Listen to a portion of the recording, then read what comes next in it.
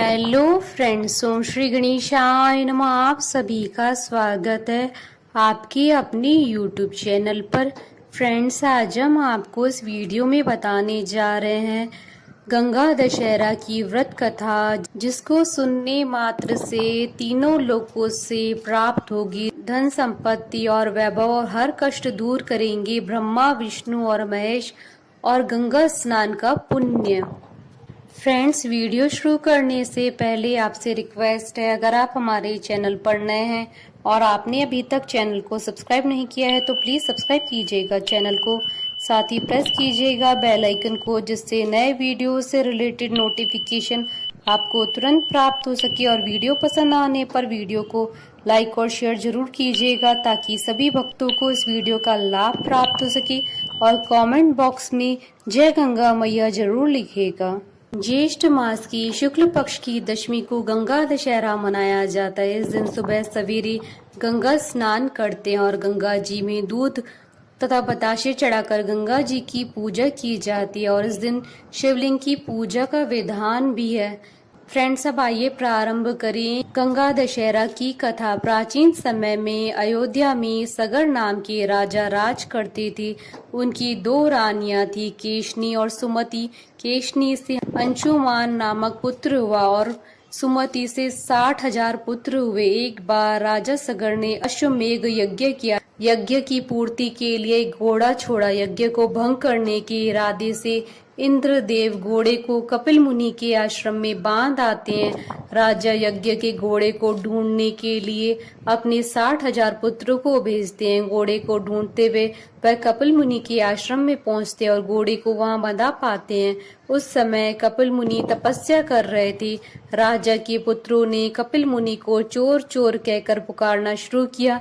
कपिल मुनि की तपस्या भंग हो गई और राजा के सारे पुत्र उनके क्रोध की अग्नि में जलकर भस्म हो गए। केशनी का पुत्र राजा की आज्ञा से अपने भाइयों को ढूंढता हुआ आश्रम पहुंचा, जहां महात्मा गरुड़ ने उसके भाइयों के भस्म होने की बात बताई। गरुड़ जी ने यह भी कहा कि यदि तुम अपने इन सभी भाइयों की मुक्ति चाहते हो तो तब गंगा जी को स्वर्ग से धरती पर लाना होगा, लेकिन अभी तुम अश्व को ले जाकर अपने पिता का यज्ञ पूर्ण करवाओ। इसके बाद गंगा जी को धरती पर लाने का काम करना।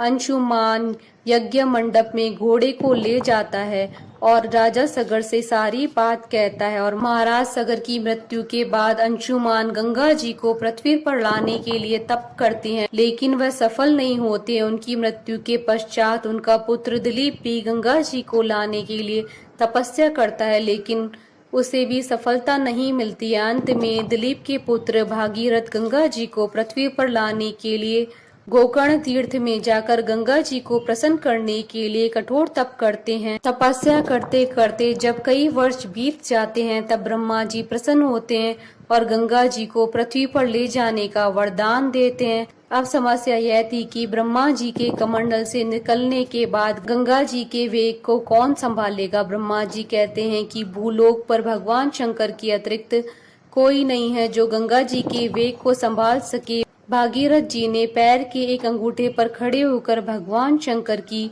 आराधना की। उनकी कठोर तपस्या से प्रसन्न होकर भगवान शंकर जी गंगा जी के वेग को अपनी जटाओं में संभालने के लिए तैयार हो जाते हैं। गंगा जी जब देवलोक से पृथ्वी की ओर बढ़ती है, तब उनकी धारा को भगवान शंकर अपनी जटाओं में समेट लेते हैं और कई वर्षों तक गंगा जी को शिव की जटाओं से बाहर आने का मार्ग नहीं मिल पाता है। भागीरथ जी दोबारा शिव जी से विनती व आग्रह करते हैं, तब वह गंगा जी को मुक्त करने के लिए तैयार हो जाते हैं। इस तरह से शिव जी की जटाओं से छूटकर गंगा जी हिमालय की घाटियों में कलकल करती हुई मैदानी इलाकों की ओर बढ़ती है। जिस रास्ते से गंगा जी जा रही थी, उसी राह में ऋषि जहों का आश्रम था। तपस्या में विघ्न होता देख वे गंगा जी को पी जाते हैं। भागीरथ जी के प्रार्थना करने पर ऋषि अपनी जांग से गंगा जी को बाहर निकालते हैं। तभी से गंगा जी को जहू पुत्री अथवा जानवी भी कहा जाता है। इस प्रकार से अनेक स्थलों को पार करती हुई जानवी ने कपिल मुनि के आश्रम पहुंचकर सगर राजा के 60,000 पुत्रों के भस्म अवशेषों को तार कर मुक्त किया। उसी समय ब्रह्मा जी ने प्रकट होकर भागीरथ के कठिन तप तथा सगर के 60,000 पुत्रों के अमर होने का वर दिया। साथ ही घोषित किया कि तुम्हारे नाम पर गंगा जी का नाम भागीरथ ही होगा। अब तुम जाकर अयोध्या का राज संभालो। ऐसा कहकर ब्रह्मा जी अंतर्ध्यान हो गए। इस प्रकार भागीरथ पृथ्वी पर गंगा का वरण करके बड़े भाग्यशाली हुए। उन्होंने जनमानस को अपने पुण्य से उपकृत किया। युगों युगों तक बहने वाली गंगा की धारा महाराज भागीरथ के कष्टमयी साधना की गाथा कहती है। गंगा प्राणी मात्र को जीवन दान ही नहीं देती, बल्कि वह उन्हें मृत्यु के उपरांत मुक्ति भी देती है। इसी कारण भारत में ही नहीं बल्कि विदेशों में भी गंगा जी की महिमा कही जाती है। बोलिए गंगा माता की जय। हमारे साथ इस वीडियो में अंत तक बने रहने के लिए आपका धन्यवाद। ओम श्री गणेशाय नमः।